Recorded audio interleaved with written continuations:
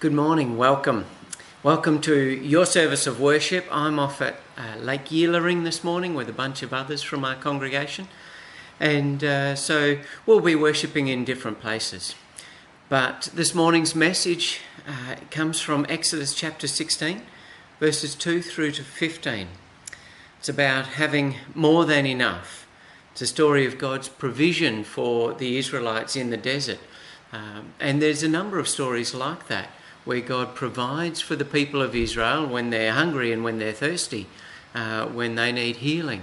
And God over and over again says to his people, I am the God who heals you. I am the God who provides for you.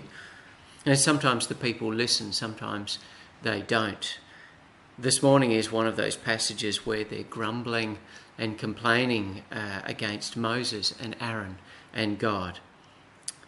It raises the question for us, just how much is too much? For us in the first world, an iPhone 6 or 7 seems like plenty until the new iPhone 8 is released. Having a normal Casio watch or whatever seems fine until you compare it to having a Rolex or something like that. They're both going to tell you the time, but they do it in a distinctly different and, in the latter case, a more expensive way. For some of us, there is just never too much of anything. As I said, this morning's passage picks up that theme, but it also continues our journey through the wilderness. And it challenges us in our sense of proportion when it comes to the question of what we need. And I did say what we need, not what we want. We are barely 2 feet from the slave pits of Egypt in our journey, and the Israelites are beginning to grumble against Moses and Aaron and Yahweh. Their grumbling and murmuring and complaining is so widespread that it becomes almost a motif of what they do in the wilderness. We know about the grumbling in the wilderness.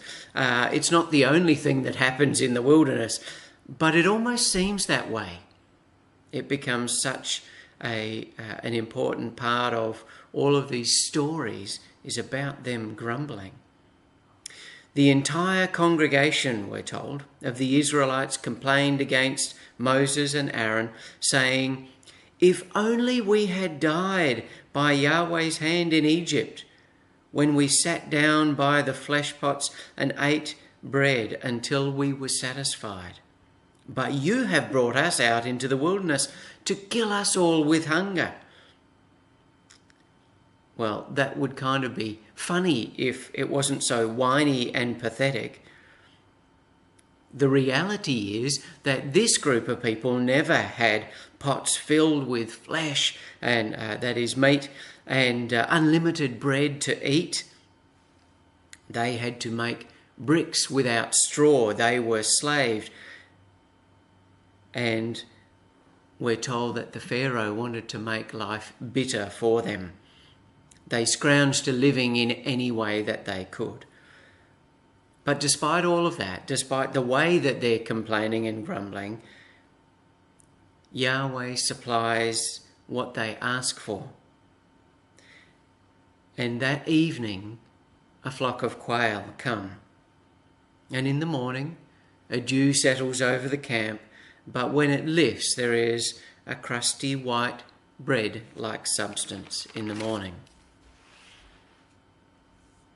But there are some strings attached to this bountiful, plentiful gift from God.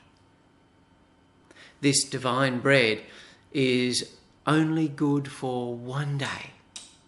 No matter how lazy or greedy, there's only ever one day's portion. On the 6th day, however, they're told to go out and gather twice as much. On that day, there will be enough for 2 days' worth, so that they have enough for the seventh day, but do not have to go and collect it. That would be the Sabbath for them, and they wouldn't need to work, that is, looking for bread. But oddly enough, still they go out and look. Some go looking for bread on the seventh day, even though they have enough, they do it anyhow. When they're told, do not keep any of it, eat what you have, eat your day's worth, don't try and store it up, they try and store it up, but find that the next day, however, it's gone it goes wormy. But for some reason, on the sixth day, when they collect 2 portions, that second portion does not go wormy. It would seem that in every way they try to disobey God's instruction, his command, his Torah, that is, instruction for right living. That's what God gives them in this command. God sustains them like this for 40 years with this bread. They call it manna, which means, what is it? There's something kind of ironic about the people eating this bread for 40 solid years and never calling it by, or never naming it anything other than, what is it?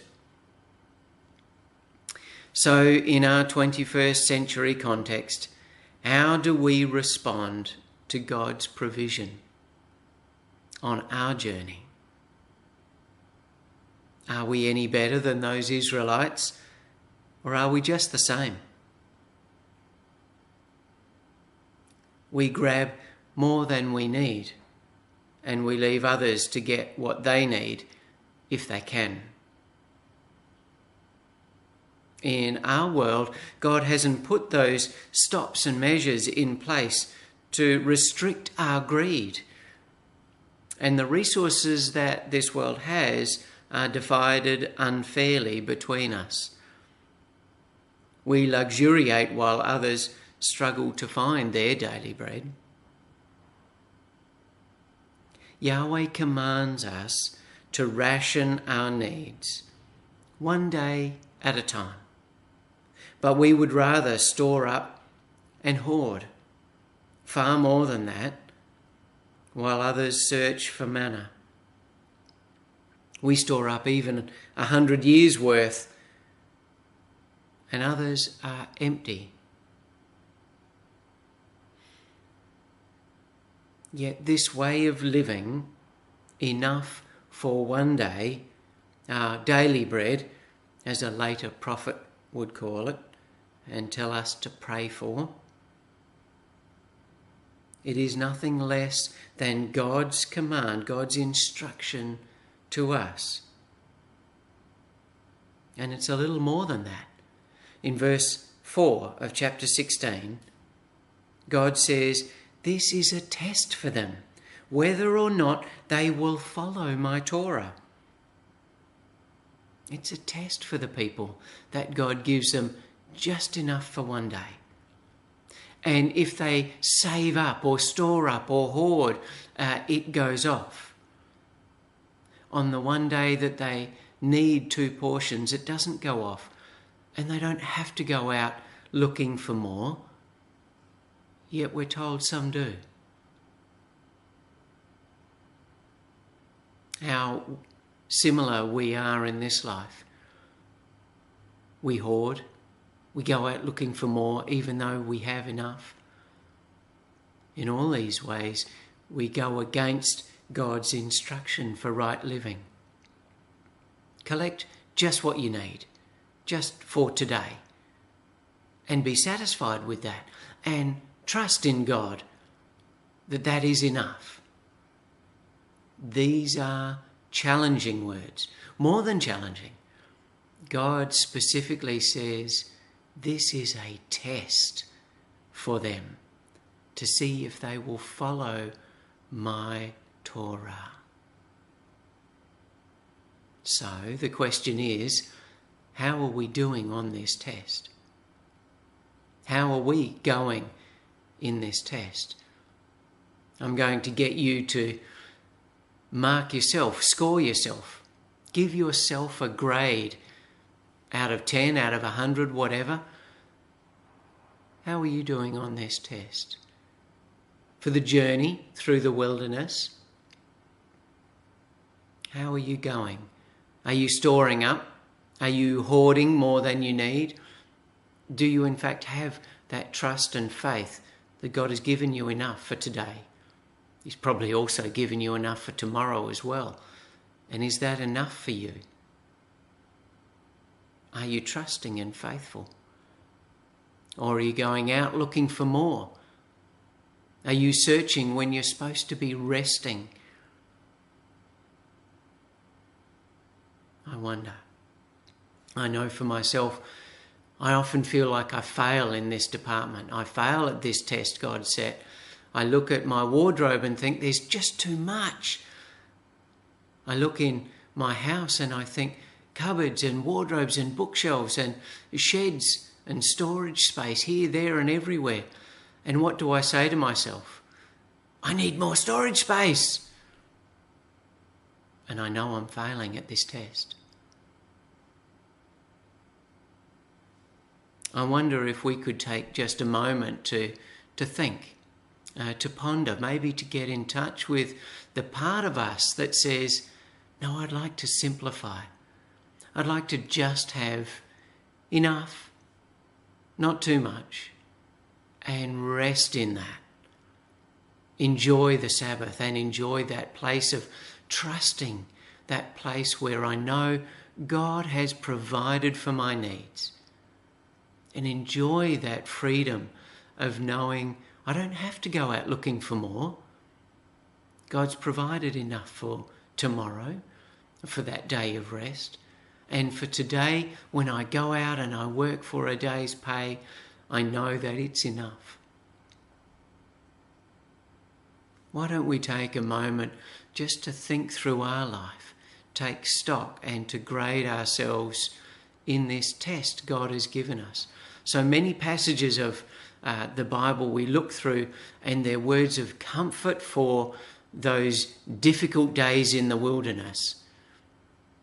Today is almost, I feel, one of those passages that is a real challenge to us, not for the hard days, but the days of plenty. And are we in fact still faithful and trustworthy? Are we still God's people on the good days? Is there in fact such a thing as having too much? Let's pray. Amen.